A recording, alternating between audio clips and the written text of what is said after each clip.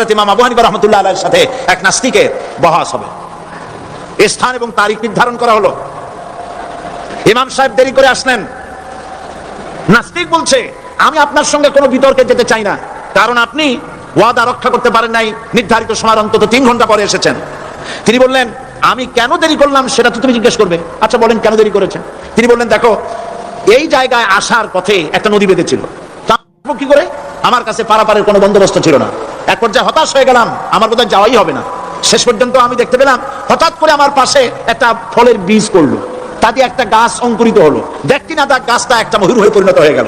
ওই থেকে একটা করাতে সে গাছটা কেটে ফেলে দিল। হঠাৎ কতগুলি তক্তা বেরিয়ে আসলো, কোথার থেকে একটা হাতুড়ি আর কতগুলি লোহা এসে ঠাস ঠাস করে বাড়ি লেগে একটা কিস্তি তৈরি হয়ে গেল। কিস্তিটা ধাপায় পড়লো নদীতে, আমি লাফ দিয়ে উঠলাম, তাই দেরি হলো। নাস্তিক বলছে, আপনার সাথে আমি জানছিলাম যে আপনি অত্যন্ত বুদ্ধিমান মানুষ, কিন্তু যে ঘটনা শুনাইলেন আপনার স্ক্রু একটাও টাইট আছে বলে মনে হয় না, আপনার সাথে আর কোনো বহস নয়। তিনি বললেন, কেন?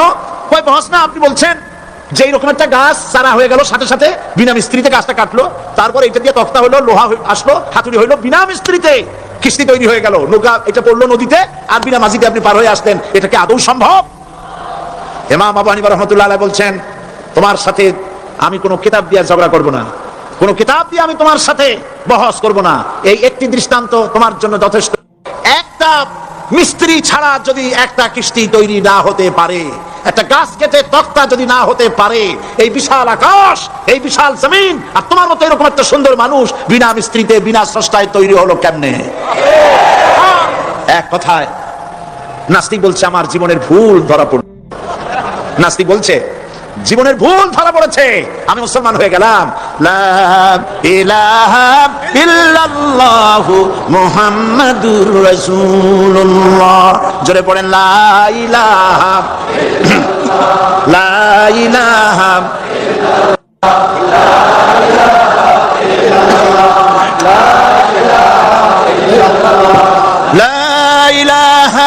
ইল্লাল্লাহু মুহাম্মাদুর রাসূলুল্লাহ।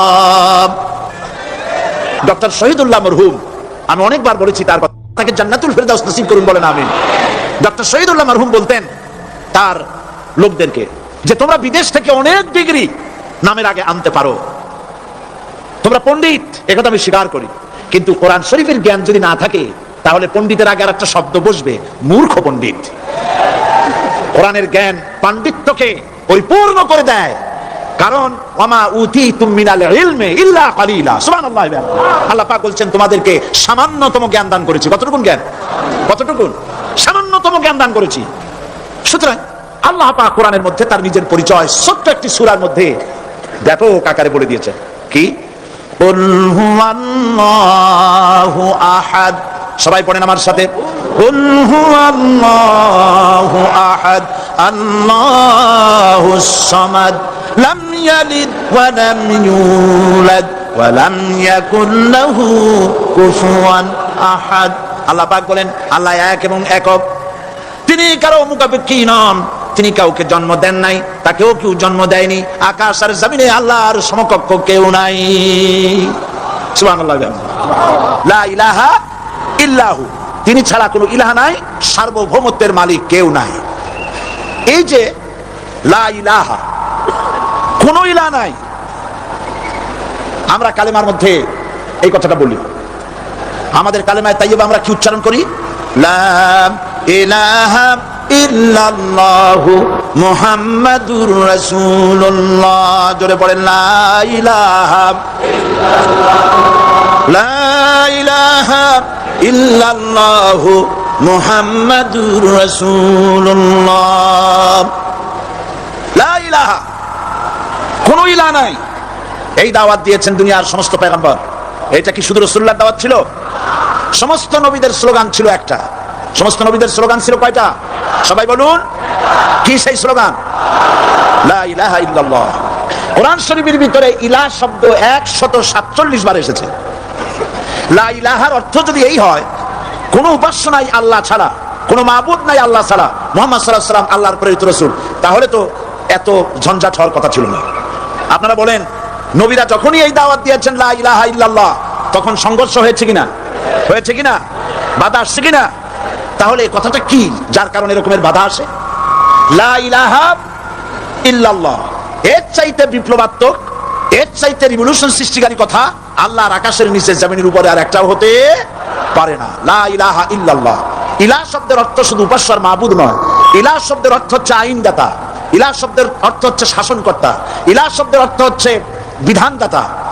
তো লা ইলাহা যখন একটি লোক ঘোষণা করে, তার অর্থ দাঁড়ায় কোনো আইনদাতা নাই, বিধানদাতা নাই, শাসনকর্তা নাই, কারো আইন মানি না, বিধান মানি না, শাসন মানি না, আল্লাহ ছাড়া। কে ছাড়া? আল্লাহ ছাড়া। এই কালেমার দাওয়াত যখন পয়গম্বররা দিয়েছেন, তখন তিন শ্রেণীর লোকেরা বাধা দিয়েছে। বলেন কয় শ্রেণী? সবাই বলেন। তিন শ্রেণীর লোকেরা বাধা দিয়েছে, লক্ষ্য করুন। এক নম্বরে বাধা দিয়েছে রাষ্ট্র শক্তি। এক নম্বরে বাধা দিল কারা? দুই নম্বরে বাধা দিয়েছে ধনাঢ্য ব্যক্তিবর্গ। তিন নম্বরে বাধা দিয়েছে যারা কায়েমি স্বার্থবাদী ধর্মীয় শক্তি। এই তিনটি শ্রেণী সমস্ত নবীদেরকে বাধা দিয়েছে। সেই বাধা অতীতে যারা দিত এখন আর দেয় না, নাকি? এখনো দেয়। দেখুন, এই কালেমার দাওয়াত হযরতে মূসা আলাইহিস সালামকে যেদিন আল্লাহ পাক প্রথম ওহী দিলেন, এই দাওয়াত শুধু রাসূল দেন নাই, আল্লাহ পাক বলছেন প্রত্যেক নবী তার জাতিকে এই দাওয়াত দিয়েছেন। কি? আল্লাহ রাব্বুল আলামিন বলেন সকল নবী তার কওমকেই বলে দাওয়াত দিয়েছেন, ইয়া কওমি ইবুদুল্লাহ মা লাকুম মিন ইলাহিন গায়রু। হে সম্প্রদায়, আল্লাহ ছাড়া কোনো ইলাহ নাই, তার ইবাদত করো, তারই দাসত্ব করো, তার গোলামি করো। আল্লাহ পাক মূসা আলাইহিস সালামকে যখন নবুয়ত দিলেন, প্রথম যে ওহী এলো, প্রথম ওহীটাই ছিল ইন্নানি আনাল্লাহ লা ইলাহা ইল্লা আনা ফা'বুদনি ওয়া আকিমিস সালাতা লিযিকরি। নিশ্চয়ই আমি আল্লাহ, আমি ছাড়া কোনো ইলাহ নাই, আইনদাতা নাই, বিধানদাতা নাই, সুতরাং আমার দাসত্ব করো এবং আমার শরণার্থে নামাজকে প্রতিষ্ঠা করো। মূসা আলাইহিস সালামকে আল্লাহ পাক ওহী দিয়ে তাকে পাঠালেন। কোথায় পাঠালেন? আল্লাহ পাক বলেন ইযহাব ইলা ফিরআউনা ইন্নাহু তাগা। গোটা কওম নাফরমান, আল্লাহর আইন কেউ মানছে না। গোটা কওমের কাছে না পাঠাইয়া আল্লাহ পাক সর্বপ্রথম মূসা আলাইহিস সালামকে দাওয়াত নিয়ে কার কাছে পাঠালেন? ফিরআউনের কাছে। কারণ ফিরআউন হচ্ছে রাষ্ট্রশাসক। ফিরআউন কি? রাষ্ট্রশাসক। আমি তোমাকে কারারুদ্ধ করব, আমি তোমাকে জেলখানায় ঢুকিয়ে দেব। রাষ্ট্রশক্তি। প্রথম বাধা দিল কারা? বলেন সবাই। সেই বাধা কি ওখানে শেষ হয়েছে না এখনো আছে? আছে কিনা জোরে বলেন। আমি তোমাকে জেলখানায় ঢুকাবো। হযরত মূসা আলাইহিস সালাম বলেন ফিরআউন রে, জেলের ভয় আমি করি না, আমার কি জেলের ভয় দেখায়া লাভ নাই, আমি আল্লাহ পাকের পয়গম্বর হযরত মূসা আলাইহিস সালাম। ফিরআউনের দলবল আছে, লোক লস্কর আছে, তার অস্ত্রের অভাব নাই। আল্লাহ রাব্বুল আলামিন মূসা আলাইহিস সালামের কাছে একটা অস্ত্র দিয়া দিলেন। দিছিলেন কিনা? দিছিলেন কিনা? আল্লাহ পাক হযরত মূসা কি বলেছেন? ওয়া মা তিলকা বিয়ামিনিকা ইয়া মূসা। মূসা রে, তোমার হাতে ওটা কি? মূসা আলাইহিস সালাম বললেন এটা লাঠি। আল্লাহ পাক বললেন ফেলে দাও লাঠি। লাঠি ফালাই দিলেন। কি হয়ে গেল? হিয়া হাইয়াতুন তাসআ। লাঠি হয়ে গেল। এখন লাঠি পড়ে সাপ হয়ে গেল। সাপ দেখে নবী হোক, ওলি হোক, সাহাবী হোক আর আলেম হোক, সাপ দেখলে ভয় করে না মানুষের? মূসা আলাইহিস সালাম ভয় পাইছে। আল্লাহ রাব্বুল আলামিন হযরত মূসাকে শোনায় দিলেন, খুযহা ওয়া লা তাখাফ সানুঈদুহা সিরাতাহাল উলা। খুশ, ধরো, লা তাখাফ, ভয় পেও না। আল্লাহ বলছেন ধরো, ভয় পেও না। ধরার সঙ্গে সঙ্গে স্বাভাবিক অবস্থায় ফিরে আসবে, আবার লাঠি হয়ে যাবে। এখন আল্লাহ বলছেন ধরো। মূসা আলাইহিস সালাম কি ভয় পাওয়া উচিত হবে? উচিত হবে? মূসা আলাইহিস সালাম কি ভয় পাইছিলেন? কারণ হচ্ছে এই দুশমনের শক্তিটা খুব বড়ই দেখা যায়, মনে হয় যেন অনেক বড় কি জানি কি। আল্লাহ পাক বলছেন ইন্না কাইদাশ শাইতানে কানা দাঈফা। শয়তানের চক্রান্ত যতই তুমি মনে করো অনেক ষড়যন্ত্রের জাল বিস্তার হয়ে আছে, আল্লাহ কয় কিছুই না, দাঈফা, অত্যন্ত দুর্বল। আল্লাহ পাক বললেন ধরো। মূসা আলাইহিস সালাম সাপ ধরলেন, সঙ্গে সঙ্গে লাঠি হয়ে গেল। ফিরআউন বরদাস্ত করলো না। রাষ্ট্রশক্তির পক্ষ থেকে আক্রমণ শুরু হলো। অপরাধ কি? মূসা আলাইহিস সালামের অপরাধ কি? কি অপরাধ? মাশাআল্লাহ, বুঝতে পেরেছেন। অপরাধ হচ্ছে তিনি বলেছেন লা ইলাহা, জোরে বলেন লা ইলাহা ইল্লাল্লাহ। এই কালেমাকে আজ আমরা ভিক্ষার বুলি বানাইছি। এটা হলো সার্বভৌমত্বের বুলি। এটা হচ্ছে আল্লাহ পাকের সার্বভৌমত্বের কথা। আজ আমরা মানুষের কাছে আমরা শুনি মানুষরা ভিক্ষা চায়, লা ইলাহা ইল্লাল্লাহ, এক মুঠ চাউল দেন, লা ইলাহা ইল্লাল্লাহ 10 খান পাই দেন, এই হচ্ছে কালেমার জিকির। আবার কেউ কেউ জিকির করতেছে লা ইলাহা আস্তে, ইল্লাল্লাহ জোরে, এমন জোরে কলব সাফ করে, কলব তাতে থাকলেও পারে গেলেও পারে। এই কালেমার জার এর আঘাত পয়গম্বররা মেরেছেন। হযরত মুসা আলাইহিস সালাম যখন বলেছেন লা ইলাহা ইল্লাল্লাহ, এই ধাক্কা ফিরাউন বরদাশত করতে পারে নাই, দরিয়ায় নীলের ভিতরে আল্লাহ পাক ডুবাই শেষ করে দিয়েছেন, দেন নাই? হযরত মুসা আলাইহিস সালাম তার উম্মতেরা দরিয়ার পাশে বসে দ্বীনি কথাবার্তা বলতেছেন। এমন সময় ফিরাউন, তার শত্রু হচ্ছে মুসা আলাইহিস সালাম। শত্রু কেন? মুসা কি ফিরাউনের পাকা ধানে মই দিয়েছে নাকি? বলেন আপনারা, তার হালের গরু পিটায় মারছে নাকি? অপরাধ হলো তিনি আল্লাহর জমিনে আল্লাহর আইন প্রতিষ্ঠার কথা বলেছেন। এই শুধুমাত্র এই অপরাধে ফিরাউন তার দলবল নিয়ে 3 দিক থেকে আক্রমণ করেছে। মুসা আলাইহিস সালামের উম্মতেরা ভয় পেয়ে গেছেন। তারা বলছেন ইন্না লামুদরাকুন, আমরা পাকড়াও হয়ে গেছি। 3 দিকে সারাশি আক্রমণ, 3 দিকে শত্রু, একদিকে দরিয়া, পালাবার রাস্তা আছে? হযরত মুসা আলাইহিস সালাম ভয় পেয়ে গেলেন, সারেন্ডার করলেন না। হযরত মুসা আলাইহিস সালাম বললেন কাল্লা, কখনো নয়, ভয় পাওয়ার কোনো কারণ নাই। রব্বি সায়াহদিন, অবশ্যই আমার রব আমার জন্য রাস্তা করে দিবেন, ভয় পাইও না, আমার রব রাস্তা করে দিবেন। হযরত মুসা আলাইহিস সালাম দরিয়ার উপর আঘাত করলেন। রাস্তা ছিল দরকার একটার, এক বাড়িতে আল্লাহর হুকুমে লাঠি দিয়ে একটি আঘাত করার সঙ্গে সঙ্গে হযরত মুসা আর তার সঙ্গী সাথী দরিয়া পার হওয়ার জন্য দরিয়ার মধ্যে দিয়ে আল্লাহ 12টা রাস্তা পয়দা করে দিলেন। সে আল্লাহ আছে না নাই? এত আসতে বলেন কেন? তোমরা যে সামনে তাদের পিছনে দৌড়াও, অমুকের সৈনিক, নেতা নেতা করে মরো, এইসব নেতা যাদের পিছনে দৌড়াও, এই নেতাগুলি, আমি জিজ্ঞেস করি আপনাদেরকে, এই নেতাগুলি জীবনে একবারও জেনা করে নাই? এই ব্যাপারে অনুসারীরা আপনারা কি নিশ্চিত? মিথ্যা কথা জীবনেও কয় নাই, প্রতারণা করে নাই, ঠাট্টা করে নাই, বিদ্রুপ করে নাই, মদ খায় নাই, মানুষ হত্যা করে নাই। কিসের নেতা? নেতা হচ্ছেন সেই ব্যক্তি যিনি বলেছেন ও আমার স্ত্রীরা, ও আমার সাহাবীরা, রাতের আধারে আমার মধ্যে যা আচরণ দেখতে পাও, দিনের আলোতে আমার মধ্যে যা দেখতে পাও, সবগুলি খুলে খুলে মানুষের কাছে বলে দাও। তার নাম বিশ্বনবী মুহাম্মদ রাসূলুল্লাহ সাল্লাল্লাহু আলাইহি ওয়াসাল্লাম। হযরত ইব্রাহিম আলাইহিস সালাম বলেছিলেন আল্লাহ পাকের কাছে, কাইফা রব্বি আরিনি কাইফা তুহিল মাউতা, হে রব তুমি আমারে দেখাও কেমনে তুমি মৃত্যুকে জিন্দাকে মৃত্যু করো, মৃত্যুকে জিন্দা করো, একটু দেখাও আমারে। আল্লাহ পাক বললেন আওয়ালাম তুমিন, বিশ্বাস করো না? ইব্রাহিম আলাইহিস সালাম সঙ্গে সঙ্গে বললেন বালা। নাম বললেন না, বালা মানেও হ্যাঁ, নাম মানেও হ্যাঁ, কিন্তু একটু বেশ কম আছে। তিনি নাম না বলে বালা বললেন। নামের অর্থ হলো হ্যাঁ, আর না বালা, বালার অর্থ হচ্ছে কেন নয়, অবশ্যই বিশ্বাস করি। ওয়ালাকিন লিয়াতমাইন্না কলবি, তবে আল্লাহ তুমি যদি চোখে দেখাও একটু, তাহলে এগুলি একটুখানি লিয়াতমাইন্না কলবি, আমার অন্তরাত্মা প্রশান্তি লাভ করবে যদি চোখে দেখতে পারি। আল্লাহ বলেন তাহলে তোমারে দেখাবো। আল্লাহ দেখাইলেন। আল্লাহ হচ্ছেন সার্বভৌমত্বের মালিক, তিনি ছাড়া কোনো ইলাহ নাই।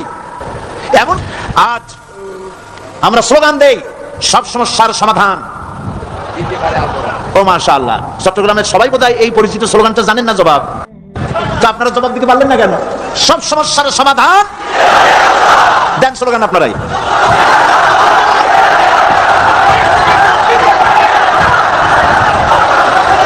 এটা শুধু স্লোগান নয়, সব সমস্যার সমাধান দিতে পারে আল কোরআন। এটা শুধু স্লোগান নয়, এটাই বাস্তবতা, এটাই বাস্তব সত্য। আয়াতুল কুরসির মধ্যে রয়েছে একটি জটিল সমস্যার সমাধান, যাকে সহজ কথায় বলা যায় গদি সমস্যার সমাধান। কুরসি মানে হলো গদি। আজকাল গদি নিয়ে কি হচ্ছে টের পাচ্ছে না ভাই? এই গদি নিয়ে টানাটানি হচ্ছে পৃথিবীর সর্বত্র। সার্বভৌমত্বের মালিক কে হবে? এটা তো আপনারা বলতেছেন, কিন্তু যারা কোরআন জানে না তারা বলে সার্বভৌমত্বের মালিক জনগণ। দেখেন না, ওরা বলে সকল ক্ষমতার উৎস জনগণ। কারা বলে? নেতা নেত্রীরা বলেন সকল ক্ষমতার উৎস, বল না কেন, উৎস জনগণ। এই কথাটা হলো আসলে ভোটারদেরকে পাম্পট্টি দেওয়া, আপনাদেরকে ফুলাইয়া ডানলপ টায়ার বানায়। আপনারা খুব খুশি হবেন সমস্ত ক্ষমতার উৎস তাহলে আমরা। আরে বাবারা, তোমরা সকল ক্ষমতার উৎস যার পেট ভরা ময়লা, নাকের মধ্যে ছাতা, দাঁতে ছাতা, তুমি হবা সকল ক্ষমতার উৎস। আহার, ক্ষমতার ঠেলায় একটা সাপ দেখলে ভয়তে সিট হয়ে পড়ো, সাইকেলের টায়ার বাস্ট হলে হার্ট ফেল করে। সকল ক্ষমতার উৎস, সকল ক্ষমতার উৎস জনগণ। এই কথা বলা কবিরা গুনাহ, এই কথা বিশ্বাস করা হারাম, এই কথা বিশ্বাস করা শিরক। কারণ সকল ক্ষমতার উৎস জনগণ, এই কথা যদি বলা হয় তাহলে কোরআনে কারীমের সাথে কন্ট্রাডিকশন হয়, সাংঘর্ষিক। আল্লাহ পাক কি বলেছেন? আল্লাহ পাক বলেছেন আন্নাল কুওয়াতা লিল্লাহি জামিআ। বলেন আন্নাল কুওয়াতা লিল্লাহি জামিআ। আমার আল্লাহ রাব্বুল আলামিন বলেন, জেনে রাখো নিঃসন্দেহে সকল ক্ষমতার উৎস কেবলমাত্র আল্লাহ রাব্বুল আলামিন। সকল ক্ষমতার উৎস কে? জোরে বলেন আল্লাহ, আল্লাহ, আল্লাহ। তিনি একমাত্র সকল ক্ষমতার উৎস। কোরআন আয়াতুল কুরসি আল্লাহ কোরআনে নাজিল করে সার্বভৌমত্বের মালিককে হবে সমস্যার সমাধান করে দিলেন। রাসূল করিম সাল্লাল্লাহু আলাইহি ওয়াসাল্লাম মানুষের সার্বভৌমত্ব খতম করে মদিনায় আল্লাহর সার্বভৌমত্ব কায়েম করে তিনি একটি রাষ্ট্র কায়েম করলেন। মদিনার রাষ্ট্রের সার্বভৌমত্বের মালিক কে ছিলেন? আল্লাহ। জোরে বলেন কে ছিলেন? আল্লাহ। মানুষ তখন দেখতে পেল খোদাই সার্বভৌমত্বের ভিত্তিতে যে রাষ্ট্র গঠন হয় সেই রাষ্ট্র মানবতার জন্য কত কল্যাণকর হয়। সুবহানাল্লাহ ওয়া বিহামদিহি। আয়াতুল কুরসিতে বলা হলো যে সার্বভৌমত্বের মালিক এই ক্ষমতাটাকে আরবিতে বলা হয় উলুহিয়াত। এই ক্ষমতাকে সার্বভৌমত্বের ক্ষমতাটাকে আরবিতে কি বলা হয়?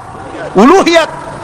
আর যে আয়াত তাফসীরের জন্য আল্লাহ এনে দিয়েছেন, যেই আয়াতটি বুঝতে পড়ে দুনিয়াও শান্তি, আখিরাতেও শান্তি, গতি সমস্যার সমাধান হবে, সব সমস্যার সমাধান হবে। আয়াতুল কুরসি এমন আয়াত যা তেলাওয়াত করলে, বুঝলে, আমল করলে কিয়ামতের দিন আল্লাহ পাক তার সম্পর্কে সিদ্ধান্ত নেবেন, জান্নাত দিয়ে দেবেন। সুবহানাল্লাহ। আউযু বিল্লাহি মিনাশ শাইতানির রাজীম। বিসমিল্লাহির রাহমানির রহিম। প্রত্যেক অক্ষরে অক্ষরে 10-10 করে নেকি এখন আমাদের নামায় আমলে লেখা হচ্ছে। সুবহানাল্লাহ। তাওহীদের ব্যাপারে, সার্বভৌমত্বের ব্যাপারে এত বিস্তারিত অল্পের মধ্যে আর অন্য কোন আয়াতের মধ্যে ভাবে আসে নাই। এই জন্য আয়াতুল কুরসি এত মর্যাদা। কালকে আরো একটা হাদিস শোনাচ্ছিলাম, বোধহয় নিশ্চয়ই আপনাদের মনে আছে। প্রত্যেক ফরজ নামাজের পরে আয়াতুল কুরসি যে একবার পড়বে, তেলাওয়াত করবে, কিয়ামতের দিন আল্লাহ পাক তার সম্পর্কে সিদ্ধান্ত নেবেন, তাকে জান্নাত দিয়ে দিবেন। সুবহানাল্লাহ কইতে ইচ্ছে করলো না? আলহামদুলিল্লাহ বলবেন না? তার অর্থ হলো এই আয়াতুল কুরসি যদি মানুষ পড়ে আর বোঝে আর ওই অনুযায়ী যদি আকীদা তৈরি হয়, জীবন তৈরি হয়, তার জীবন জান্নাতের জন্য তৈরি হয়ে যায়। গতকাল আল্লাহ পাকের সার্বভৌমত্বের কথা আমরা আলোচনা করেছিলাম। আলোচনা করব আল্লাহ পাকের পরিচয়। আল্লাহ পাক তিনি কে? আমরা বলি আল্লাহ। আমরা কি বলি? বলেন সবাই কি বলি? আমি অনেকবার আপনাদেরকে এই কথাটা বলেছি, বোধহয় নিশ্চয়ই মনে আছে। আল্লাহ এই উচ্চারণটা আমাদের অনেকের হয় না, কেউ বলে না আল্লাহ। আল্লাহ পাকের উচ্চারণটা হচ্ছে, আল্লাহ পাকের নামকরণ হচ্ছে আল্লাহ। মুখটা একটু গোল হয়ে যাবে, বলেন আল্লাহ, আল্লাহ, আল্লাহ। পৃথিবীতে বিভিন্ন জাতি তার স্রষ্টাকে, তারা যাকে স্রষ্টা মনে করে বিভিন্ন নামে ডাকে। কেউ বলে ভগবান, কেউ বলে ঈশ্বর, কেউ বলে পরমেশ্বর, কেউ বলে বিধাতা, কেউ বলে গড। বিভিন্ন নামে লোকেরা এভাবে ডাকে। তো ভগবান বললে তার প্রতিশব্দে স্ত্রীলিঙ্গে কি আসে? বলে ভগবতী। ঈশ্বর বললে স্ত্রীলিঙ্গে কি আসে? ঈশ্বরী। বিধাতা বললে তার স্ত্রীলিঙ্গে কি আসে? বিধাত্রী। গড, এটার স্ত্রীলিঙ্গে আসলে কি হবে? তো প্রত্যেকটি তারা যে ভাষায় আল্লাহকে ডাকে, প্রত্যেকটি ভাষায় স্ত্রীলিঙ্গে একটি প্রতিশব্দ আসে। আল্লাহ এর স্ত্রীলিঙ্গে, এর প্রতিশব্দে আরেকটি শব্দ কি গোটা বিশ্ব খুঁজে পাওয়া যাবে? জোরে বলেন যাবে? যাবে না। এবং অন্যান্য নামগুলি সন্ধি বিচ্ছেদ করলে অর্থই হবে না। গড এটাকে যদি উল্টায়া বলা হয় তাহলে কি হয়ে যাবে? এবার দেখুন, আল্লাহ এই নাম, আল্লাহর পরিচয় কি? যদি বলা হয় যে আল্লাহর পরিচয় কি, শুধু আল্লাহ দিয়ে আল্লাহকে চেনা যাবে, আল্লাহকে চেনা যাবে। আল্লাহ রাব্বুল আলামিন বলছেন আল্লাহু লা ইলাহা ইল্লা হুয়াল হাইয়ুল কাইয়্যুম। আল্লাহ হচ্ছেন তিনি যিনি ছাড়া কোনো ইলাহ নাই, মাবুদ নাই, উপাস্য নাই। সুবহানাল্লাহ। এখন আল্লাহর যদি প্রথম একটা অক্ষর আলিফ ছেড়ে দেওয়া হয় তাহলে থাকবে কি? লিল্লাহ। এই লিল্লাহ দিয়েও কেউ যদি আল্লাহর পরিচয় পেতে চায় তাহলে পেয়ে যাবে।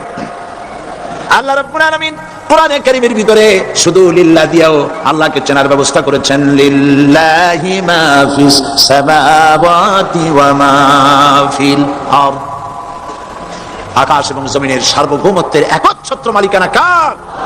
আল্লাহ পাকের। এখন লিল্লাহ থেকে একটা লাম ছেড়ে দেন, কি থাকবে? লাহু। এই লাহু দিয়েও আল্লাহর পরিচয় পাওয়া যাবে, যাবে না?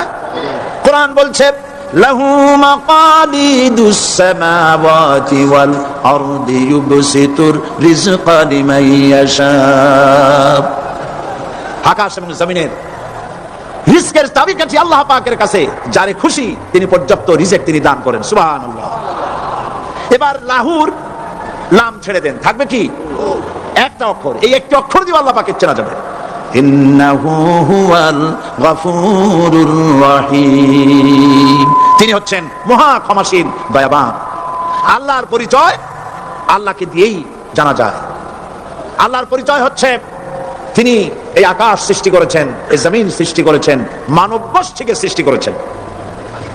আকাশের স্রষ্টাকে, জমিনের স্রষ্টাকে, মানুষের স্রষ্টাকে আল্লাহ পাক। দেখুন, আল্লাহ পাক আকাশের স্রষ্টা, জমিনের স্রষ্টা, মানুষের স্রষ্টা। এই কথাকে ভুলিয়ে দেওয়ার জন্য, এই কথাটিকে ভুলিয়ে দেওয়ার জন্য আল্লাহকে অস্বীকার করছে এক শ্রেণীর লোকেরা।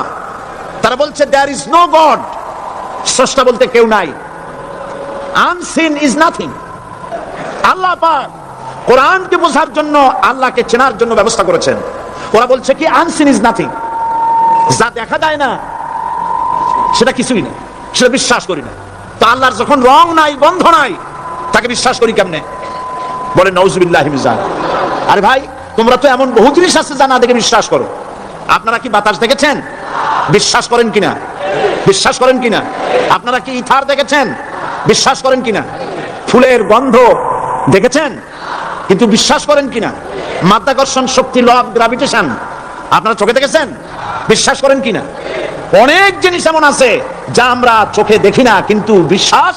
জাহিল সমাজের এ ধরনের একটি ধারণা ছিল যে মানুষ যেমন মরে গেলে তার উত্তরাধিকার কাউকে থাকতে হয়, সন্তান থাকতে হয়। ওদেরও ধারণা ছিল যে আল্লাহ যিনি আছেন তারও উত্তরাধিকার কারো থাকা উচিত, আল্লাহরও সন্তানাদি কিছু না কিছু থাকা উচিত। এজন্য তারা আল্লাহকে আল্লাহর পুত্র আছে বলে, সন্তান আছে বলে তারা মনে করত। এমনকি খ্রিস্টানেরা এবং ইহুদিরা তারাও আল্লাহর ছেলে বানিয়েছে। যেমন খ্রিস্টানেরা তারা বলেছে ওয়াকালাতিন নাসারাল মাসীহু ইবনুল্লাহ। খ্রিস্টানেরা বলেছে মাসীহ হচ্ছে আল্লাহর পুত্র। আবার ইহুদি যারা, তারা আবার কম যায় না, তারা বলেছে যে খ্রিস্টানেরা যদি ঈসা আলাইহিস সালামকে আল্লাহর পুত্র বানায় তো আমরা পেছনে পড়ে থাকি কেন? ওরা বলল ওয়াকালাতিল ইয়াহুদু উযাইরুন ইবনুল্লাহ। উযাইর হচ্ছে আল্লাহর পুত্র। সবাই বলুন নাউজুবিল্লাহ। এখন দুই দলে ঝগড়া বেঁধে গেল। ইহুদিরা বলছে আমাদের কথা ঠিক, নাসারারা বলছে আমাদের কথা ঠিক। দু দলে ঝগড়া হওয়ার পর তারা আবার কম্প্রোমাইজ করলো, মীমাংসা করে নিল। সে মীমাংসাটা আল্লাহ পাক কোরআন শরীফে শোনাচ্ছেন যে ওরা মীমাংসাটা এভাবে করলো। ওয়াকালাতিল ইয়াহুদু ওয়ান নাসারা নাহনু আবনাউল্লাহ।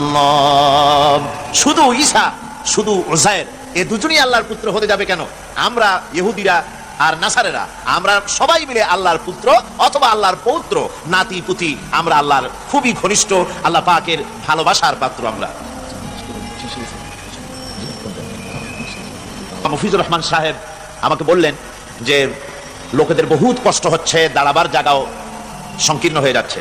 তো আপনারা প্রতিপক্ষের পক্ষ থেকে উনি অনুরোধ জানিয়েছেন, আমি অনুরোধ করছি যদি আপনারা একটু সামনের দিক চেপে আসেন তো শীতের মৌসুম, কষ্ট হওয়ার কথা না, অন্য ভাইরা একটু জায়গা পেয়ে যাবে। আপনারা একটু নড়ে চড়ে সামনের দিকে, মঞ্চের দিকে এগিয়ে আসেন, পেছনেও তাকাবেন না, দাঁড়াবারও দরকার নাই, দাঁড়াবার তো দরকার নাই, সামনের দিকে আপনারা একটু চেপে এগিয়ে আসেন। আর ফাঁকে একটু জিকির করে নেন, লা ইলাহা ইল্লাল্লাহ লা ইলাহা ইল্লাল্লাহ মুহাম্মাদুর রাসূলুল্লাহ লা ইলাহা ইল্লাল্লাহ জোরে সোরে করেন লা ইলাহা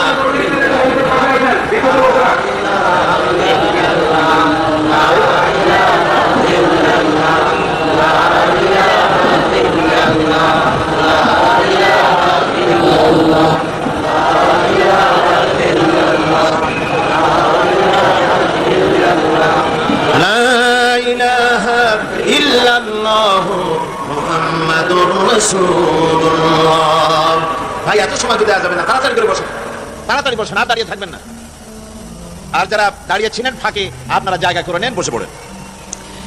ওরা ইহুদিরা এবং নাসারারা তারা বাড়তে বাড়তে এত দূর বেড়ে গেল, তারা বলল যে আমরা যত গুনাহ করি না কেন, যত পাপ করি না কেন, আমাদেরকে আল্লাহ পাক জাহান্নামে দিবেন না। আর জাহান্নামে যদি আমরা যাইও তো অল্প সময়ের জন্য, বেশি সময় আমাদেরকে জাহান্নামে থাকতে হবে না। ওরা এইভাবে করে এই কাফের বেঈমানেরা আল্লাহর পুত্র সন্তান বানাবার ব্যর্থ চেষ্টা করেছে। আল্লাহ রাব্বুল আলামিন বলেন ওয়াকালু ইত্তাখাযাল্লাহা ওয়ালাদান সুবহানাহু বাল লাহু মা ফিস সামাওয়াতি ওয়াল আরদ কুল্লুন লাহু কানিতুন। ওরা আল্লাহ রাব্বুল আলামিনের সন্তান আছে, পুত্র আছে যারা বলে, আল্লাহ বলেন এর থেকে আল্লাহ পাক পবিত্র, আল্লাহর কোনো পুত্র নাই, কোনো সন্তান নাই, বরং আকাশ ও জমিনের একমাত্র মালিক হচ্ছেন তিনি, এবং যা কিছু সৃষ্টি আছে আল্লাহর সব আনুগত্যের মস্তক তার সামনে অবনত করে দিয়েছে। এই কাফেরেরা একদিকে বলতো যে আল্লাহর ছেলে পেলে আছে, আবার এমন কথাও বলতো যে যত ফেরেশতার কথা শোনা যায় এই সমস্ত ফেরেশতা হচ্ছে আল্লাহর মেয়ে। যখন নাউজুবিল্লাহ, আল্লাহ পাক এই কথার প্রতিবাদ করলেন। কোরআনে কারীমে রব্বুল আলামিন বলেন আলাকুমুল যাকারু ওয়া লাহুল উনসা তিলকা ইদান কিসমাতুন দিজা। কি হে, তোমরা সমস্ত পুত্রগুলি তোমরা নিজেদের জন্য নিয়ে গেলে আর মেয়েগুলি সব আমার ভাগে ফেলে দিলে, এটা কি ধরনের ভাগ করলে তোমরা? মানুষেরা আল্লাহ রাব্বুল আলামিনের এভাবে পুত্র বানিয়েছে, সন্তান বানিয়েছে। আল্লাহ পাক বলেন আমার কোনো পুত্র নাই, আমার কোনো সন্তান নাই। সূরা ইখলাসের ভিতরে কথাটি আল্লাহ পাক একদম পরিষ্কার করে দিয়েছেন। আল্লাহ রাব্বুল আলামিন বলেছেন কুল হুয়াল্লাহু আহাদ। পড়েন সবাই, কুল হুয়াল্লাহু আহাদ আল্লাহুস সামাদ লাম ইয়ালিদ ওয়া লাম ইউলাদ ওয়া লাম ইয়াকুল লাহু কুফুয়ান আহাদ। আল্লাহ বলেন নবী আপনি বলে দেন আল্লাহ এক এবং একক, তিনি নিরঙ্কুশ, তিনি বেনিয়াজ, তিনি কারো মুখাপেক্ষী নন, তিনি কাউকে জন্ম দেন নাই, তাকেও কেউ জন্ম দেয়নি। আকাশ আর জমিনে আল্লাহ রাব্বুল আলামিনের সমকক্ষ কেউ নাই। জোরে বলেন সুবহানাল্লাহ। তিনি এক, তিনি একক, তিনি নিরঙ্কুশ, তার কোনো সন্তান নাই, তার কোনো স্ত্রী নাই। আল্লাহ রাব্বুল আলামিন এরপরে তিনি বলছেন যে আমি তোমাদের জন্য আল্লাযী লাহু মুলকুস সামাওয়াতি ওয়াল আরদ ওয়া লাম ইয়াত্তাখিয ওয়ালাদান ওয়া লাম ইয়াকুন লাহু শারীকুন ফিল মুলক। তার রাজত্বের ভিতরে কোনো অংশীদার নাই, কেউ নাই, কোনো অংশীদারিত্ব তার ক্ষমতার মধ্যে নাই। সব কিছুই তিনি সৃষ্টি করেছেন, আর সব সৃষ্টি করে তার জন্য নির্দিষ্ট একটি তাকদীর তিনি তৈরি করে দিয়েছেন। অর্থাৎ সবকিছুই সৃষ্টি করেছেন, আর সৃষ্টির পর তার চলার পদ্ধতি, তার খাওয়ার, তার আহারের, তার আত্মরক্ষার সব কিছু কি আল্লাহ পাক ঠিক করে দিয়েছেন। যেমন হাঁস সৃষ্টি করেছেন, হাঁস সৃষ্টি করে তাকে আবার পানিতে সাঁতার কাটাবার সাঁতার শিক্ষা দিয়েছেন। এই সাঁতার কিন্তু কেউ শিক্ষা দেয়নি। হাঁসের সাঁতার কে শিক্ষা দিয়েছেন বলুন? আল্লাহ পাক। মুরগির বাচ্চা, এই বাচ্চাটা ডিম থেকে বেরোবার পর তাকে, সে একটু বড় হয়েছে, এই অবস্থায় যদি তাকে পানিতে ছাড়েন, সে কি সাঁতরায় কিনারায় আসতে পারবে? পারবে না। কিন্তু হাঁসের ডিমের থেকে বাচ্চা তুলে যদি বাচ্চা বেরোলো, এরপরে যদি তাকে পানিতে ছাড়েন, সে ডুবিকি বাসি মরিকি পড়ি কোনো না কোনো কায়দা করে কিনারায় চলে আসবে। কাজে এই হাঁসকে সৃষ্টি করা হয়েছে, তার সাঁতারের ব্যবস্থাও করে দেওয়া হয়েছে। মৎস্যকে সাঁতার কাটার শিক্ষা দেওয়া হয়েছে, পাখিকে ওড়ার শিক্ষা দেওয়া হয়েছে। আবার প্রত্যেকটি জিনিসকে, সাপের হিংস্রতা, বাঘের ক্ষিপ্রতা, এমনি করে প্রত্যেকটি জিনিসকে সৃষ্টি করে তার সব কিছুর তাকদীরকে, তার চলার পদ্ধতিকে আল্লাহ রাব্বুল আলামিন নিয়ন্ত্রিত করেছেন, পন্থা শিক্ষা দিয়েছেন। তার উন্নতি, তার উত্থান, তার শক্তি সবকিছুকে আল্লাহ পাক সঠিকভাবে ঠিক করে দিয়েছেন। হযরত ইব্রাহিম আলাইহিস সালাম তার সে রান্না করে কোথায়, এসব চিন্তায় একেবারে ব্যাকুল হয়ে পড়তাম। কিন্তু আমরা যখন বড় হয়েছি, লেখাপড়া শিখেছি, তখন দাদি নানির ওই সমস্ত কথা আমরা কি এখনো বিশ্বাস করি নাকি? কি বলেন, পুরা করেছেন? আল্লাহ রাব্বুল আলামিন পুরা করেছেন। মানুষেরা বোঝে না, না বুঝে তারা গান বানিয়েছে, কেউ ফেরে না। কি খালি হাতে খাজারে তোর। দেখছেন কাণ্ড, সকলের মুখস্থ। তো এই কথাটা বিশ্বাস করা একটা শিরক। কেউ ফেরে না খালি হাতে খাজারে তোর দরবারে, এই কথাটা বিশ্বাস করা শিরক। যারা বলেন এটা বিশ্বাস করা কি শিরক। তাহলে কেউ খালি হাতে ফেরে না, তাহলে বোঝা যাচ্ছে উনি দেন, ওনার দেওয়ার কোনো ক্ষমতা নাই। দেওয়ার সবটুকু ক্ষমতা আমার আল্লাহর। দেওয়ার ক্ষমতা কার? আল্লাহ পাকের, তার কাছেই চাইতে হবে। আমার বন্ধুগণ, আল্লাহ রাব্বুল আলামিন এই জন্য পরিষ্কার করে বলেছেন, ওয়া মাইয়াদউ মা'আল্লাহি ইলাহান আখারা লা বুরহানা লাহু বিহি। আল্লাহ রাব্বুল আলামিন বলেন, যারা আল্লাহর সাথে অন্যদেরকে যারা শরীক স্থাপন করে, তাদের কাছে কোনো দলিল নাই, কোনো যুক্তি নাই, কোনো দলিল নাই। কেন চাও ওদের কাছে? জিজ্ঞাসা করবেন, আন্দাজে এক একটা বলবে কোনো দলিল নাই তাদের কাছে এই চাওয়া। এই পৃথিবীতে সবচাইতে বড় গুনাহ কোনটা বলুন? বলতে পারবেন সবচাইতে বড় গুনাহ কোনটা? শিরক। হযরতে লোকমান হাকিম, হযরতে লোকমান তার সন্তানদেরকে ডেকে বলছেন, وَإِذْ قَالَ لُقْمَانُ لِابْنِهِ وَهُوَ يَعِظُهُ يَا بُنَيَّ لَا تُشْرِكْ بِاللَّهِ إِنَّ الشِّرْكَ لَظُلْمٌ عَظِيمٌ। হযরতে লোকমান তার সন্তানদেরকে ডেকে বললেন, ও আমার সন্তানেরা, ইয়া বুনাইয়া, হে আমার প্রিয় সন্তানেরা, লা তুশরিক বিল্লাহ, খবরদার আল্লাহর সাথে কাউকে শরীক স্থাপন করো না। সাবধান, আল্লাহর সাথে কাউকে অংশীদার বানিও না, কাউকে শরীক বানিও না। ইন্নাশ শিরকা লাযুলমুন আযীম, নিঃসন্দেহে শিরক হচ্ছে মস্ত বড় অপরাধ, মস্ত বড় জুলম। তার কারণ হচ্ছে, আমি এই দৃষ্টান্তটা মাঝে মধ্যে দিয়ে থাকি, আপনাদের হয়তো মনে পড়বে, আবারও আমি সে কথাটা শুনাই। দেখুন, স্ত্রী স্বামীর সাথে যে ধরনের প্রেম বিনিময় করে, যেমন ইনিয়ে বিনিয়ে ভালোবাসা প্রকাশ করে, এইভাবে যদি স্বামীর সামনে আরেকটা পুরুষের সাথে অথবা স্বামীর অগোচরেও আরেকটা পুরুষের সাথে ইনিয়ে বিনিয়ে কথা বলে ভালোবাসা প্রকাশ করে, আর এই খবর যদি স্বামীর কাছে হয় অথবা স্বামীতে দেখে, তাহলে এটা স্বামী কি বরদাস্ত করবে? করবে না। কোন দুশ্চরিত্র স্বামী ওটা বরদাস্ত করবে না। স্বামী মনে করে যে আমার চরিত্র যতই খারাপ হোক, বউটা ভালো থাকা চাই। কোন দুশ্চরিত্র স্বামী ওটা বরদাস্ত করবে না। আচ্ছা, স্বামী যেটা বরদাস্ত করবে না, তার স্ত্রী আরেকজনের সঙ্গে প্রেম করবে, স্বামী বরদাস্ত করবে না। কেন করবে না? স্ত্রী যে সুন্দর মুখের হাসি, এই হাসি এটা কি স্বামীর তৈরি? বলেন, তার সুন্দর চোখ, তার ভুরু, তার মাথার চুল, তার স্বাস্থ্য, তার রূপ, তার যৌবন, এর কোনো কিছুতে ওই স্বামীর কোনো অবদান আছে? কোনো অবদান আছে? নাই। সামান্য সামান্য কিছু অবদান আছে। চেহারাকে আরো সুন্দর করার জন্য কিছু প্রসাধনী খরিদ করে দিয়েছে, ছোট চুল থাকলে কিছু পরচুলা কিনে দিয়েছে, কিছু কাজল, কিছু লিপস্টিকের ব্যবস্থা করেছে। এই সামান্য একটু কাজল দিয়া আর একটুখানি লিপস্টিক কিনে দিয়া যদি এত বড় দাবি হয় যে ওই স্ত্রী আপনি ছাড়া আর কারোর সাথে মিষ্টি হাসি দিতে পারবে না, তাহলে এবার চিন্তা করেন, ওই হাসিতে আপনার অবদান নাই, স্ত্রীর রূপ যৌবনে স্বাস্থ্যে আপনার কোনো অবদান নাই।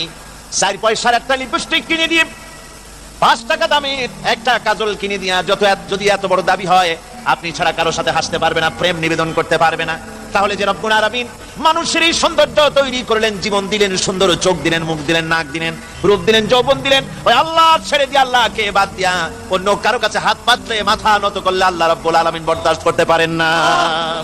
অর্থাৎ আল্লাহকে বাদ দিয়ে যদি অন্য কাউকে ডাকা হয়, আল্লাহর সাথে যদি কাউকে শরীক করা হয়, তাহলে আকাশ থেকে পড়ে যাওয়ার স্বামীর পাখিটাকে মেরে নিয়ে যাবে, অথবা সে বিন্দু বিন্দু টুকরা টুকরা হয়ে বাতাসে তাকে উড়িয়ে নিয়ে যেখানে সেখানে ফেলে দেবে, তার কোনো অস্তিত্ব থাকবে না।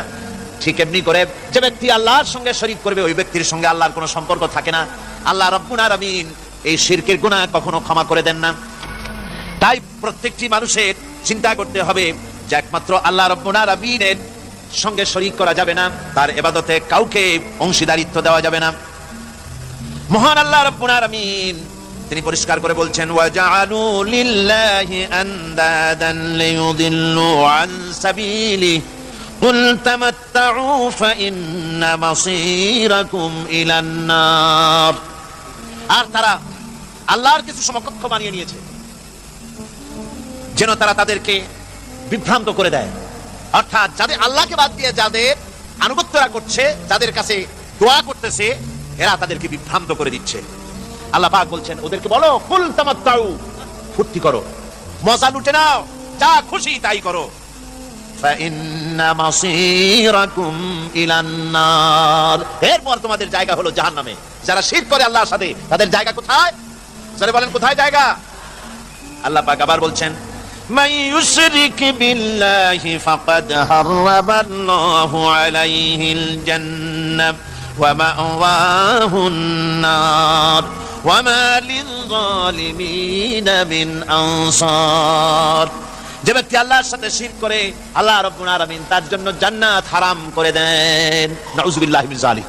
আল্লাহ এর থেকে আমাদেরকে বাঁচান, জোরে বলেন আমিন। যে ব্যক্তি শিরক করবে তার জন্য আল্লাহর বেহেশত কি হারাম হয়ে যাবে, আল্লাহর জান্নাত হারাম, আর জাহান্নাম হবে তার একমাত্র ঠিকানা। আর জালিমদেরকে আল্লাহ পাক কখনো জালিমদের কোনো সাহায্যকারী হয় না, আর কিয়ামতেও তাদের কোনো সাহায্যকারী হবে না। আমার ভাইরা, সুতরাং এই শিরক থেকে আমাদেরকে বাঁচতে হবে, শিরক থেকে বাঁচতে হবে। আমার দেশের লোকেরা বহুত শিরক করে, না বুঝে আন্দাজে এক একজনকে মনে করে যে উনি আল্লাহর প্রতিনিধি মনে করে বসে, যে আল্লাহর রিপ্রেজেন্টেটিভ, উনি আমাকে সন্তান দেবে, আমার চাকরির প্রমোশন দেবে, আমার স্বাস্থ্য ভালো বানায় দেবে, আমাকে সন্তান দেবে, আমাকে ব্যবসার উন্নতি দিবে। এই নিয়ত করে কারো কাছে এই ধরনের আনুগত্য করা, আবার কবরের কাছে ধরনের যাওয়া, এটা মস্ত বড় অপরাধ। মনে রাখবেন, এই অপরাধ থেকে আমাদেরকে রক্ষা পেতে হবে, আমাদেরকে বাঁচতে হবে।